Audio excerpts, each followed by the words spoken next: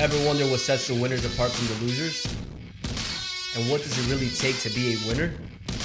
My name is Federico, and I'm a young, successful entrepreneur passionate about sports, real estate, mindset, and business. If you are just like me, then the Winning Ways podcast is meant for you.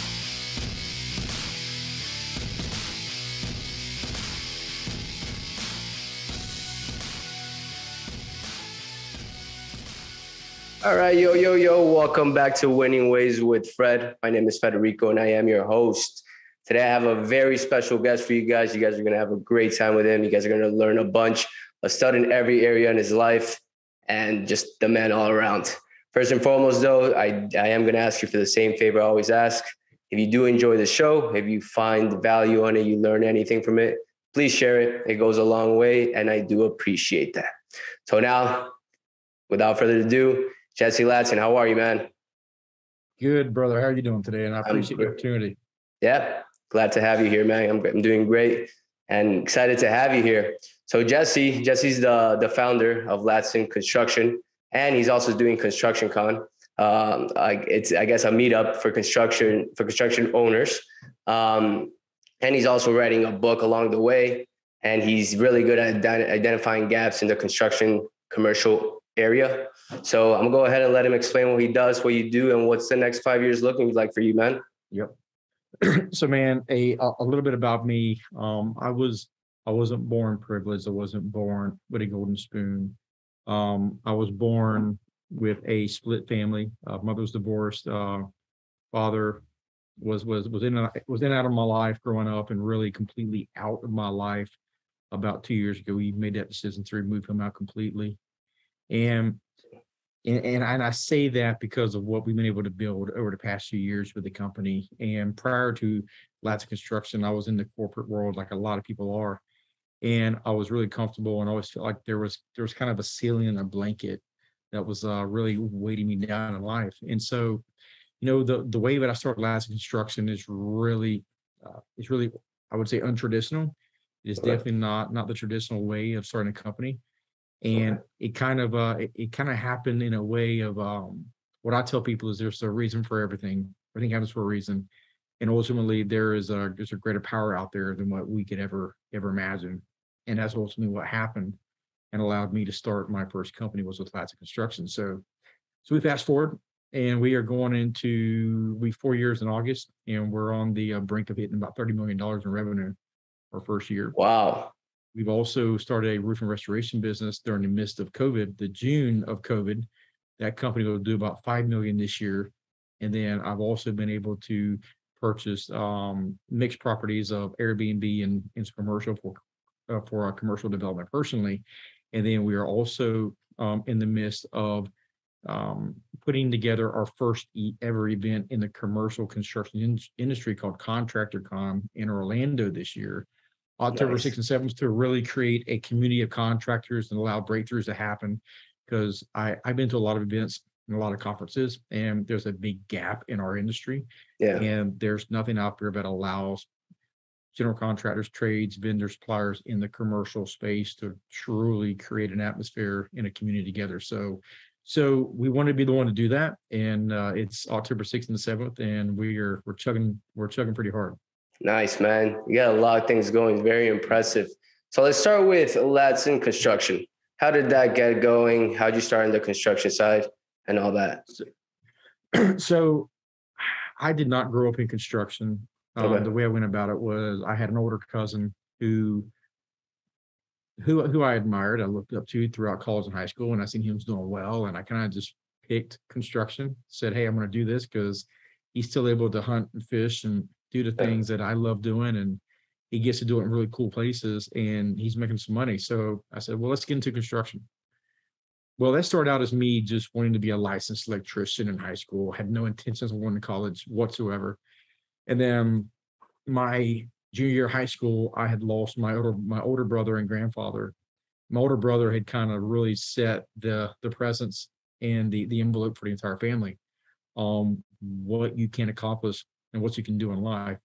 And so when he passed away, I went through a lot of depression, 2 different stages of depression. Heart failed, had to get a pacemaker put in, and all this kind of came through the death of my older brother. and grandfather. So when I came out of those stages of depression, when I finally came home from the hospital at 97 pounds with a pacemaker, I knew that I had to change my life around. And so I was blessed to get an opportunity in the corporate world. And I worked for the third largest construction manager internationally. And I did that for about, I'd say 5 to 6 years, maybe 7 max. And I was already a licensed GC at the time. Yeah. So I had already sat for the test, passed it, and I was a certified general contractor for the state of Florida. And Right. in a roundabout way, the company was not, I would say, very, very happy with that. I was fully transparent what we were doing with the license, and ultimately they decided it wasn't a good fit. So we parted ways on really, really good terms to this day. We still do jobs together. That's how great our relationship is. And ultimately, that is how I started Ladson Construction. And I remember starting it not knowing what the hell I was doing, because I was leaving a well over 6-figure job to not making anything for months. I left that company with about $40,000 to my name, and that's all I had. Okay. Took that risk. I did. I took that risk, and I haven't looked back. Nice, man. That's great to hear. That's I mean, most entrepreneurs have to take that risk at some point. And typically if you work hard and you have a vision, it typically works out. You just got to work out, be consistent, give it time. Yeah. Well, and here's the thing. It's got nothing to do with how good you are, right? You can make a whole hell of a lot of money and live, quote, the American dream. Now, the American dream means different to a lot of people, and it's different to me. But what I can tell you is that I am not the smartest person, and I'm really not. My team's extremely smart and talented. If I can put the right people in the right seats of the bus, and if I can just drive the bus and guide them to success and train them and lead them, success will happen, not just for me, but for everybody here. So you don't have to be the most talented guy. You just got to be willing to work. Of course. That's awesome, man. That's awesome. And when you say when in the contractor con, identifying gaps in your industry that you prevail in, that's your excellence, that's your good, what you do good. How can you explain that to the audience in case they're a little confused in that area? Yep. So in business, it's very, very easy to get caught up into what's the most comfortable pursuit to go after. And in my line of work, a lot of contractors go for, let's call it the low hanging fruit. And a lot of people do. Okay. But what they don't look at are where are truly the gaps in the marketplace. And what I identify a gap is that I see a gap as an area of the industry that is not being filled. It can't be filled by the contractors on this level, and it can be filled by the contractors up here, but ultimately overhead's too high, they're too heavy, they're too big, and we have a set of clients here who just can't find the right contractor for their fit. Okay. And so we have been working on gaps, I'd say, for the past couple of years, which is just in this past year allowed us to go from 7 million close to 30 million just in 1 year. It's just identifying those gaps. And so there's gaps in everything that we do. Again, it's not getting comfortable and just going after the low-hanging fruit, because the low-hanging fruit is being sought after by a whole lot of other contractors as well. And so we decide not to put our efforts in there. Let's go after the gap. Let's identify that and what's not being served in the community and in the industry. Let's find those clients in the gap that aligns themselves with who we are as a company. Okay. If we can get the gap and align ourselves with those clients that share the same culture, share the same vision, then less competition. We're the clients that we want to work with. We're making money. We got a balance, and everything starts working. Okay. And when you're saying low-hanging fruit with the contractor side of it, are you meaning in the sense of the quality of the work or the price they charge, or what exactly? No, when I mean low-hanging fruit, those are the jobs that is advertised and be right in front of you that everyone knows about. Yeah. Like for us, for example, I could go to the not the construction management. I could go to the property management market. I could go to brokers every single day and find out where the next interior build out job is. Okay. I choose not to do that because that's the low hanging fruit. Got it. Because there's 8 or 9, 10 other contractors that are doing the same thing, because that's the quickest call. That's the quickest connection. While those jobs are extremely important for us, especially between larger jobs. That's not our primary focus. Got it. So what would be your primary focus? So our primary focus right now, we are doing a lot of what I call out parcel development. So they are acre, 2 acre, 3 acre, 5 acre tracts of land that are out parcels. They're by themselves. That's an Okay. out parcel. So we'll develop them into retail sales for Starbucks, the donuts, Paneros, Chipotle's, the Tijuana Flats of the world. And we're building retail buildings for those clients. That Nice. has evolved into much larger pursuits of 50,000 square foot to 100,000 square foot of larger retail centers. So if you can imagine Ross, Five Below, Ulta, Dick's Sporting Goods, those type of retail centers that we're in pursuit of right now actively. And then we're also in the game of industrial cold storage. And we still have a mix of interior build outs, but that's not our focus. Okay. And we also have found a niche with these national, I would say national dental organizations that are building dental offices or even orthopedic offices throughout the entire state of Florida. Nice, man. That's very impressive. And you're saying that within the last year or two, that's when you decided to take that step to go into the higher quality stuff? All of this has happened in less than 12 months. And I've never really even looked back and realized that until now. So I appreciate you asking that. Yeah. But it's pretty amazing. I look back where we were a year now and where we are now, the gaps we've been able to identify and fill, and the opportunities that is presented. Because, we have priced probably 60, $70 million worth of work just in the past 6 or 7 months. Wow. And a lot of that is going to come to fruition here in 2023. So Nice. it's all because we've been able to identify gaps. That's awesome, man. That's awesome. Very impressive. Yep. And when did that happen? When did that fork in the road come when you were like, all right, I got to do something differently. I can't be with the general contractor. I want to take that next step and do higher quality work. Actually, I'd say it happened about a year and a half, 2 years ago when I had a business coach, Coach Michael Burt, who's also speaking of Contractor Con. Nice. He really changed my life when it came to seeing the opportunity of myself and the potential that I was capable of. He really brought that out of me. But the whole concept of filling the gaps, identifying the gap in the marketplace, was really a conversation with me and my cousin Jeremy, who is again, he was the gentleman that I spoke about earlier about getting into construction. Okay. Yeah. He said, man, he says, we are working too hard. He says, we just need to just find the gaps. And it's like a light just went off.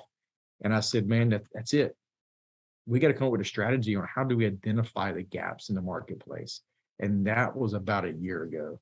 But for a while, it was just a buzzword for us. And ultimately, we began to embed it into the people, embed it into the company on, let's look at the gaps. Let's look at the gaps because there's gaps everywhere. Of course. They're everywhere. Yeah. Because there's not one contractor that can do everything. Yeah, that's true. That's very true. That's very true. And it goes to show how important a mentor or a coach can be. Helps you avoid years of mistakes. So that's awesome that you found one. And I did see, I was looking at the Contractor Con page, saw the speaker, saw he was on it, saw his profile, very interested in him. I'm going to follow him and see what he's about. And I also saw that you have guests like Ben Newman. That's awesome, man. Very impressive stuff. So going now to the Contractor Con, you said this was your first year. So are you partnering up with different contractors like yourself and doing this 2-day event, basically?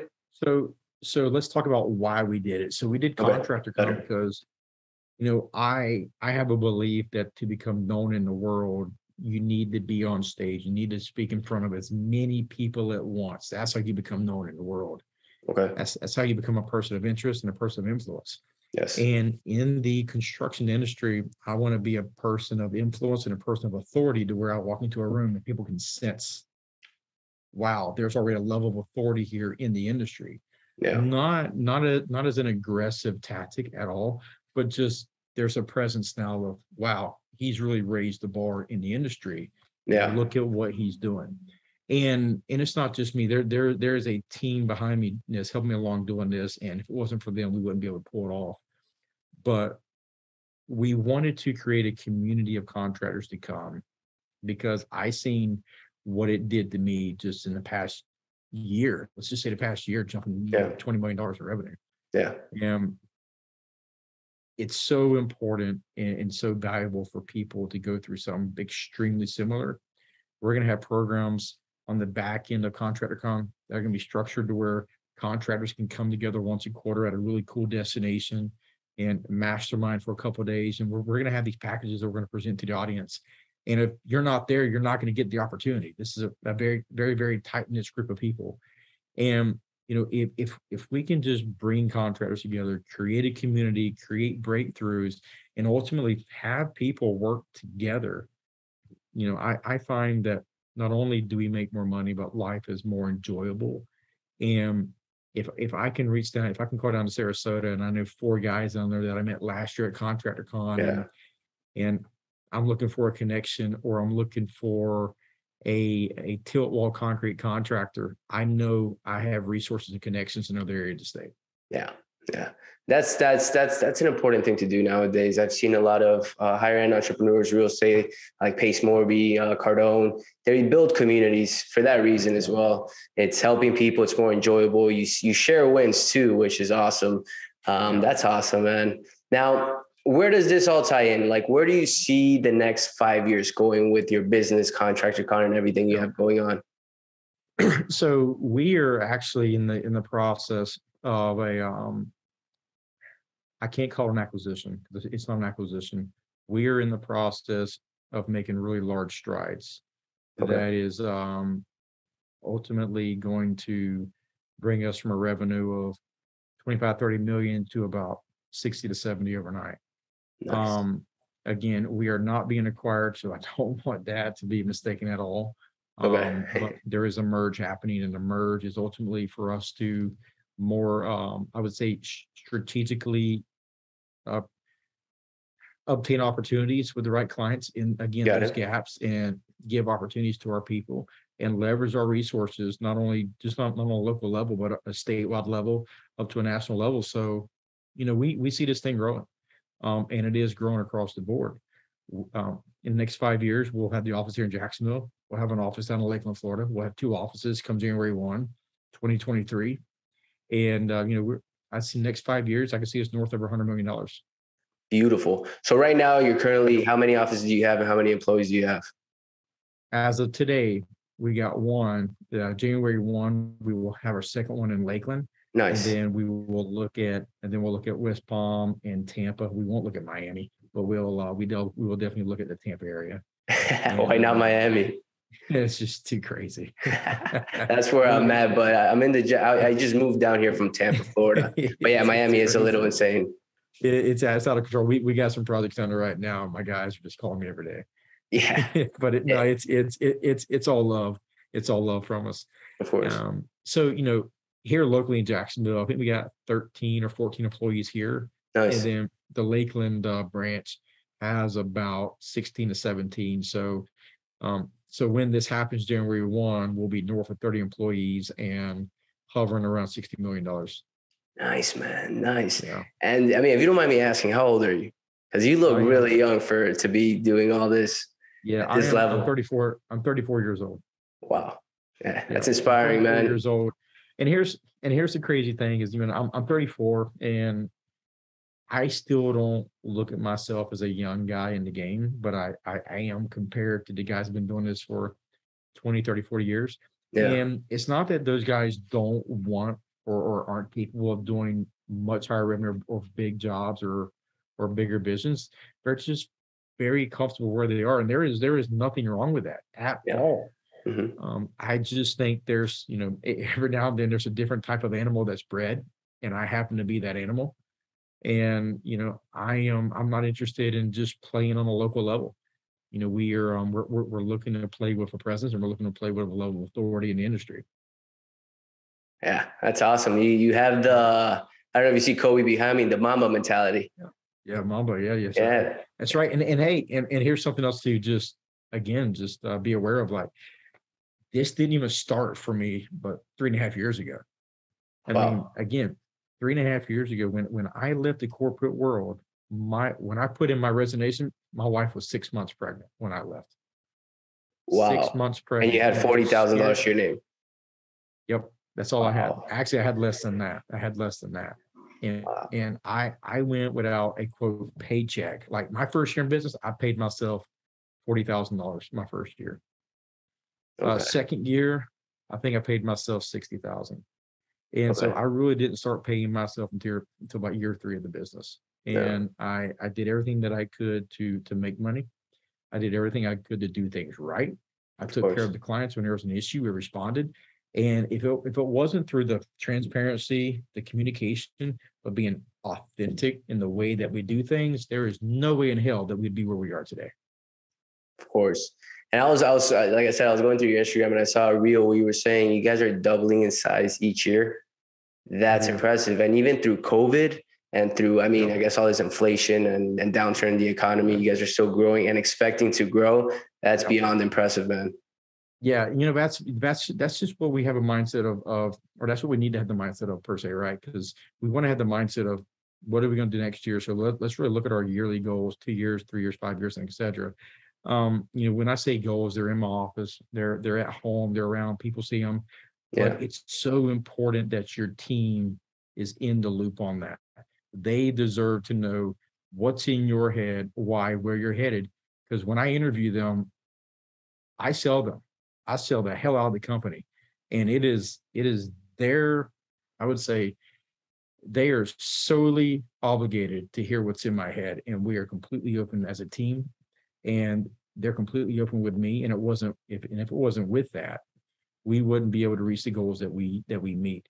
And you can ask anyone on this team, they know exactly where we are headed, how we're headed, when we're headed, and what the goals are. You can ask anyone in this company. And I think that's vital for any ownership. yeah, yeah. There's clarity in the vision for everybody, and Yep. everybody's excited to grow with you, and they 100%. believe in you clearly. That's true. Hey, and sometimes being a leader means for me to get back out in the field. We're just talking before the call. We Yep. had a last minute delivery and I was helping unload a 54-foot tractor semi trailer that was just stacked with, boxes and boxes and boxes of Yeah. cabinets. And, that's why I was late for this call. I was soaking wet. Yeah. And so, that's leadership, man. Sometimes you have to jump back into it when you don't want to. Of course. Of course. And there's nothing more inspiring than seeing, I guess, your boss, your leader, put in the work that you're putting in, Yeah. and seeing 100%. them do that and seeing them work and grind every day. That's awesome, man. Very impressive Yeah. story. Yeah, I appreciate it. Yeah. Now, in the side of, I also did see that you had a book coming out. Can you tell us a little Yes. bit about that?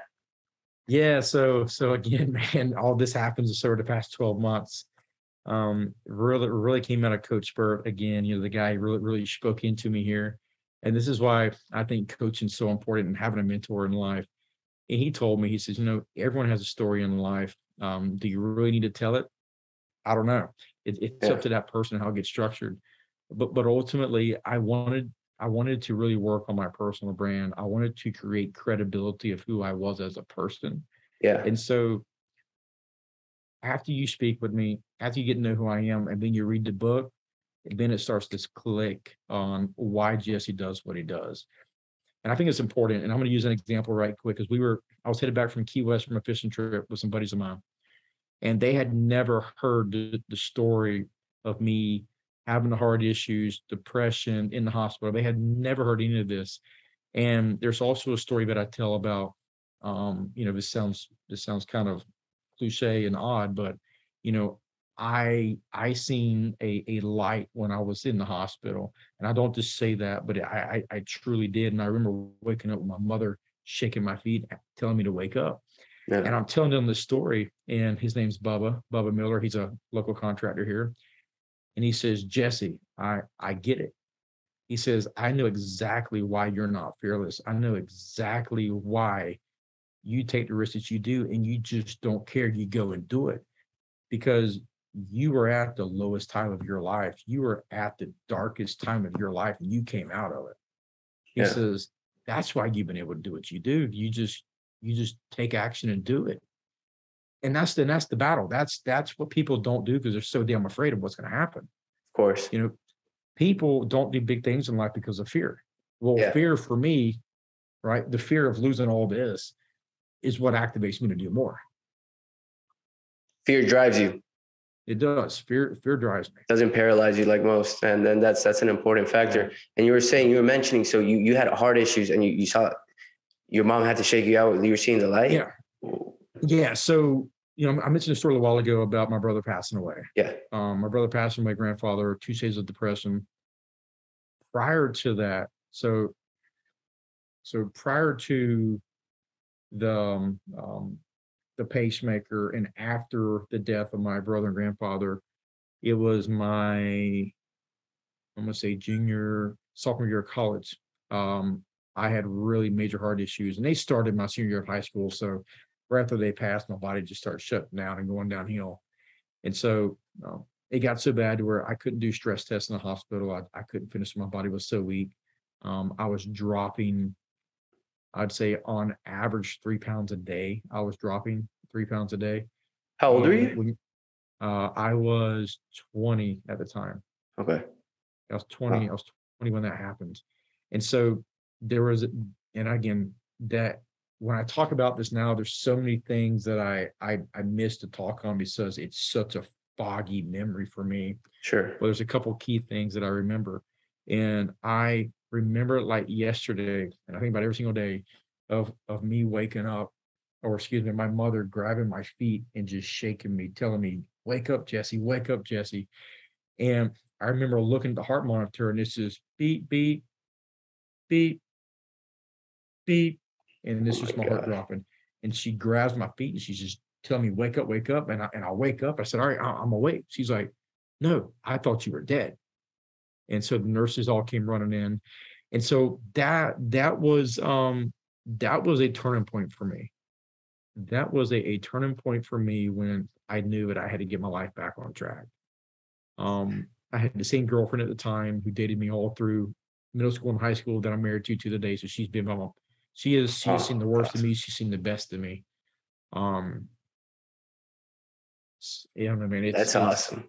It's hard. It's hard to talk about. You don't talk about it too much. So yeah, I try to get choked up about it, but it was a really, really, really tough time in my life, but ultimately really allowed me to get where I was. And then the doctor, we were running tests day in and day out after 13 days. And I looked at him, I said, Doc, I want to go home.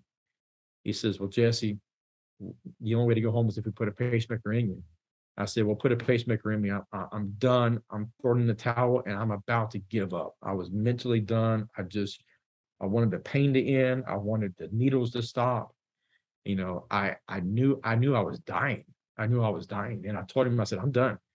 He said, well, the only problem with that is that we don't put pacemakers in 20-year-old guys. We just don't do that. And I said, well, I don't care. That's the only way I'm getting out of here. Next day, we had a pacemaker attached to the heart, got out, hired a nutritionist, got into bodybuilding, and I was 25, no longer need the pacemaker. Body was great. They pulled the pacemaker out. I still have the leads. I got a big scar on my chest. I got the leads intact into my heart. Yeah. And so that's my life story. That's kind of how I turned things around at a young age. Wow, man. That story gave me chills. That is crazy. Wow. I mean, man, you're a badass to go through that at 20 years old, to get through that. And at 25, to turn your life around, to start working out, start eating cleanly, to get that taken off, to now 34, have a really successful business, a beautiful wife that you've had a beautiful relationship, basically your whole life, a kid. Wow, man, that's tough. And, that's probably a big reason why you're so fearless too, because you went through the worst, you faced death. So what's there else to be scared about? You faced the worst part. The worst thing that can happen is that you die. Well, yeah. I was almost there. Right. Wow. And so for me to go, spin or make another investment for the company or embark on a new journey and possibly fail, it's fine. It's okay. Yeah. I have one plan in life and that's to succeed. I don't have a plan B. Yeah. Yeah. Wow, man. Wow. it left me a little speechless. The story, I didn't expect the interview to take this turn, but wow. So that's great. And now your wife, a kid, beautiful. That's great, man. Yeah, so the 5-year plan, was I gonna go with this? So the one thing that I wanted to know that I didn't ask right when I asked you with the book about the book? What's the book going to be called? Yep. So we're working on a title, but it's going to be around the topic of being humble and fierce. Okay. So I got told a couple years ago that if someone could describe me in a couple words, it's humble and fierce. Okay. And that's how I run my life. That's how I run my business. I'm very humble in how we do things. I don't talk about that story. I don't talk about what we do. I probably should a bit more. But man, if you get in a room with me, I can run your ass over when it comes to construction. I can really run through a door and run that room, and I'm pretty fierce about it. Yeah, I can see Because that. I'm fierce. I'm fierce with a humble confidence, if that makes sense. Yeah, it does. Very fierce with a humble confidence. And so in the book, we talk about all the life events that we had just spoken about, but how that applies to where I am today in life and business and construction and being a husband, being a father. So I talk about all these things and how it's kind of catapulted me through every area of life, because what I've been able to look back on and see is that whenever I had a roadblock, Yeah. that was my next hurdle to get through. And that's what catapulted me to a whole nother level of business. Yeah. I remember, having my daughter, Yeah. my wife and I couldn't have kids naturally. That's something else we had a challenge with. And, having my first daughter allowed me to be humble. It allowed me to be patient and ultimately allowed me to lead the team that I have now. Yeah. And that was a problem for me when I started. I didn't know how to lead. Of course. But that was a problem for me. So that was just an example of a hurdle that I had in my life. And ultimately, the greater power, above us puts something in front of you and says, look, I got you. It just put it in my hands right now and I'm going to take care of it. Yeah. But you got to do the work. Yeah. And that's what we did. Nice. And so Nice. that's how that book outlines the chapters of my life and being able to how we got to where we are in business today.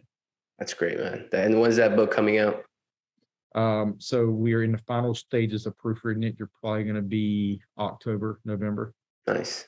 So I'll make sure to get a copy of that. It is the hardest project anyone will ever do. Really? Is writing a book. It is the hardest project, hands down. If you write it yourself, which we are. Yeah. So you're telling basically your whole life story from the beginning to right now, how you got there. Yeah. Which there has been a lot of tears shed writing that book. A lot of tears. I'm sure. If you took a pause in this interview when you shared that story, I can imagine writing it in a book and actually going through it all over it again in your memories. So that's awesome, man. That's a success story. It's a winning story, and I love it. Yeah. Well, a couple more questions, and one that I really wanted to highlight was you said your mentor changed everything in a way. It took you from 7 million to 30 million, made you realize that you had a story to tell and you had to share it. What were the things he told you, or what were the tips he told you to help you get to this level?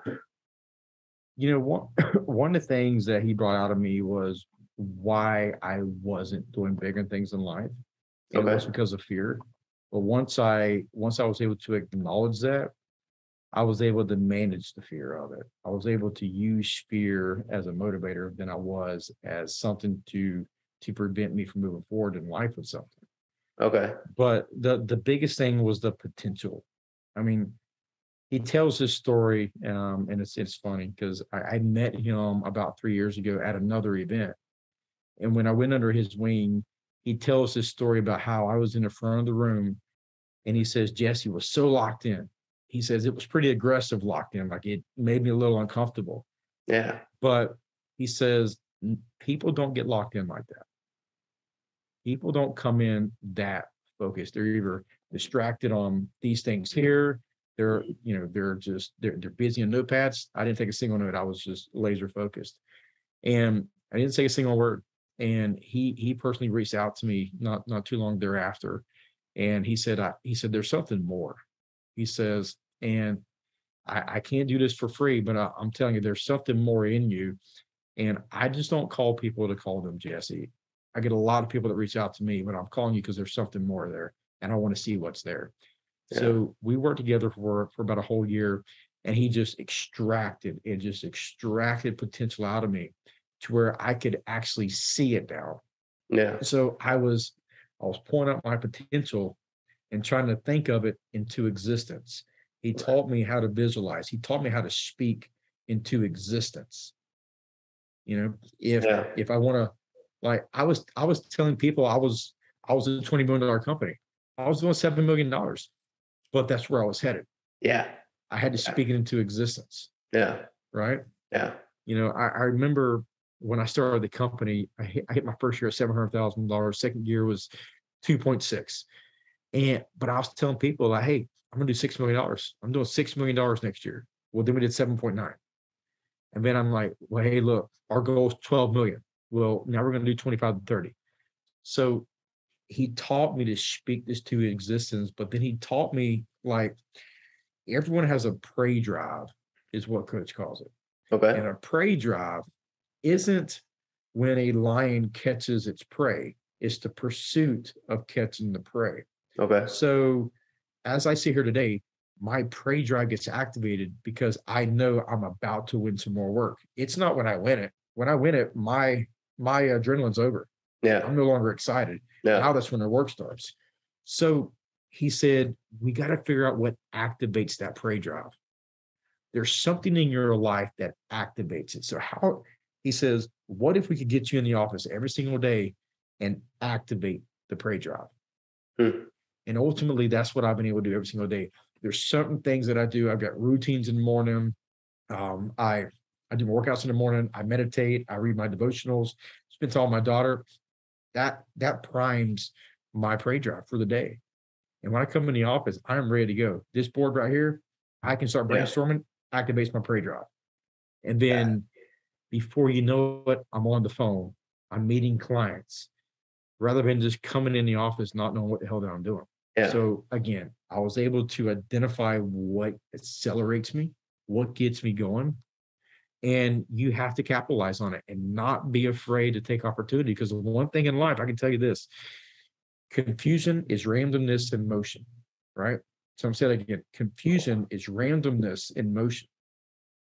And the best way to do that is just keep going, just one step in front of the other. And I tell this little example. If I were to turn this light off in the room here, I wouldn't know how to get to my door.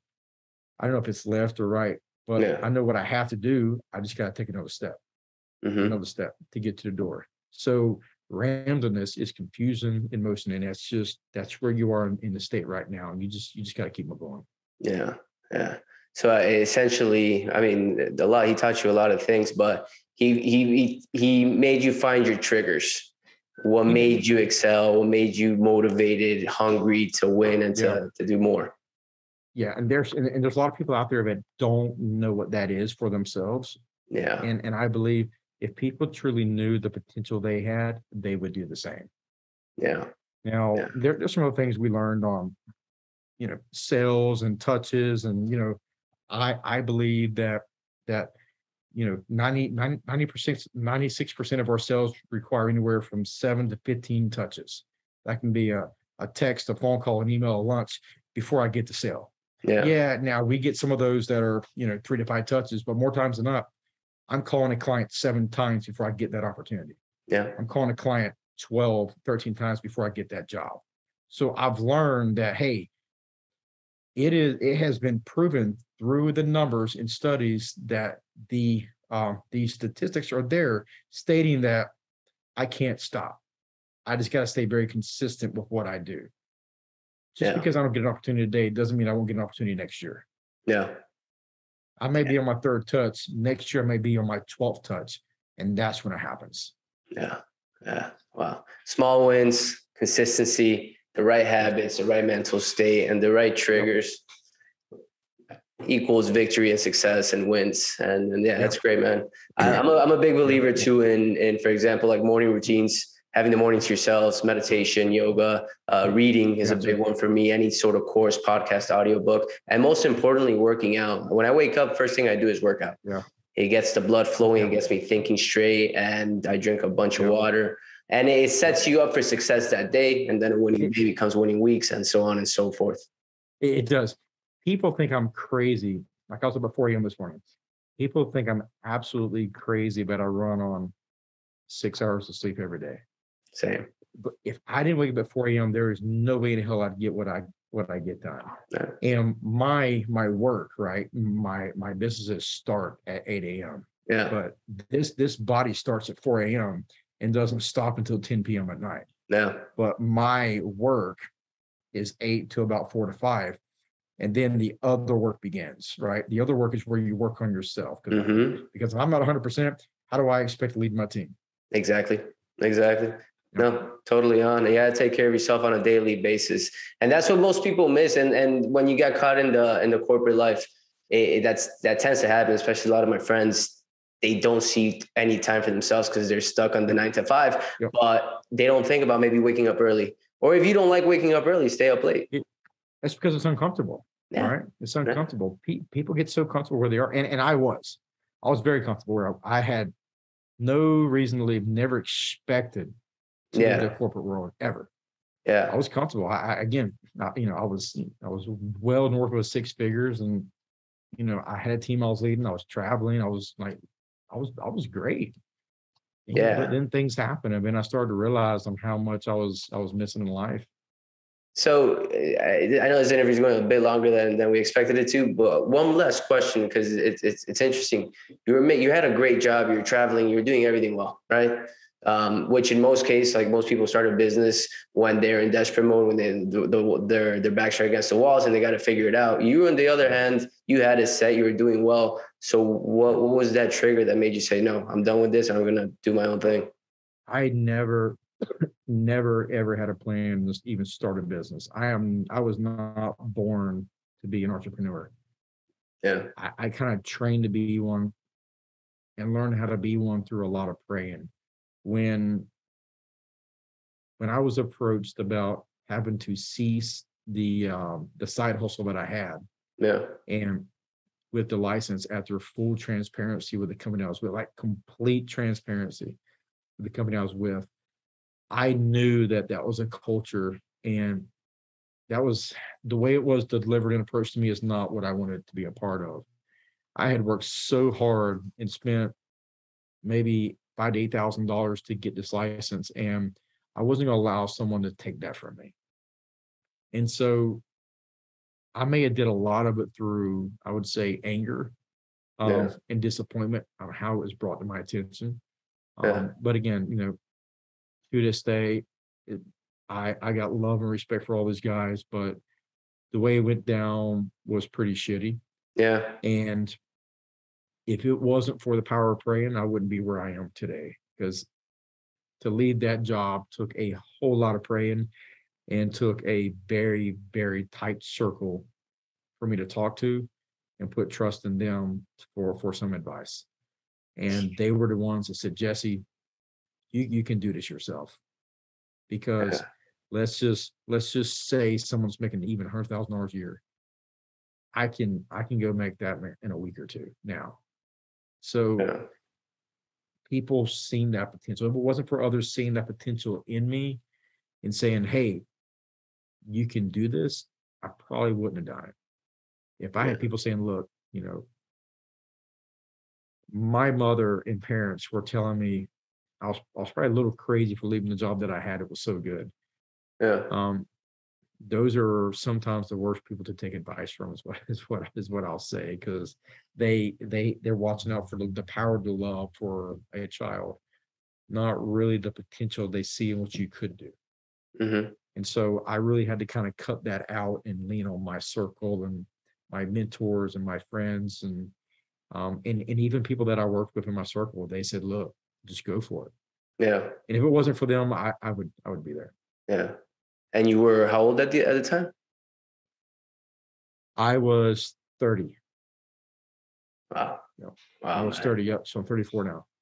Wow. It's a great story all around, because you had the job, you decided to quit when your wife was pregnant, and then took the chance and had to go through it while your baby was young.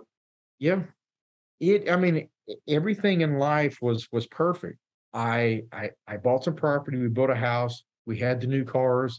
We had the boat. We had the dog. I had the wife who, I had the American dream. It was no reason to change. I had my wife, my high school sweetheart, went through college. I'm working with a Fortune 500 company. Yeah. She is too. I were doing well. There was Yeah. no reason to leave, but I'm glad I did. Yeah, man, dude, that's badass. That's a word I have to say for that. That's just badass altogether. Your story, everything you've told me, very impressed. I told you guys, whenever you guys listen to this, this is probably my favorite podcast to date because it shows you resilience in every area of life, from your 20s to your 30s to now, that you're still trying to grow, still trying to double. And right now you're still pushing. You're about to do a merger to continue growing, continue pushing. And now you're writing a book. You're trying to, you're doing this contractor con, which is going to put your name and your word out there a little more. Very impressive stuff, man. Yep. 100%. Yeah. Well, Jesse, let the audience know where they can find you, your Instagram, your website, all of that. Yeah, so there's several different ways you can get in touch with us. If you're gonna follow me as an individual, you can go to at Jessie Ladson on the Instagram. You can just look me up, Jessie Ladson, on Facebook as well. If you're interested in Contractor Con or just want to learn more about it, go to www.contractor-con.com, or you can just send us an email at info@contractorcon.com, and we're on social media as well. But give me a follow again at Jessie Ladson on Instagram. That's where we are mostly. We got tips coming out. We got motivational things, guest speakers, and ultimately you can just watch the journey of how we evolve over the upcoming years. Yeah. And guys, this will all be in the notes. Give Jesse a follow. I've been following him. He posts great reels, motivational stuff, things you will learn. Jesse, thank you so much for coming on the show, man. This was awesome. Guys, please share this. Get the word around. Everybody has to know who Jesse is. The story is awesome. Jesse, thank you so much again, man. Yep. Thank you. Awesome, man. Yeah. Ever wonder what sets the winners apart from the losers? And what does it really mean to be a winner? My name is Federico, and I'm a young, successful entrepreneur passionate about sports, business, mindset, and real estate. If you are just like me and you want to crack the code to victory, then Winning Ways podcast is made for you.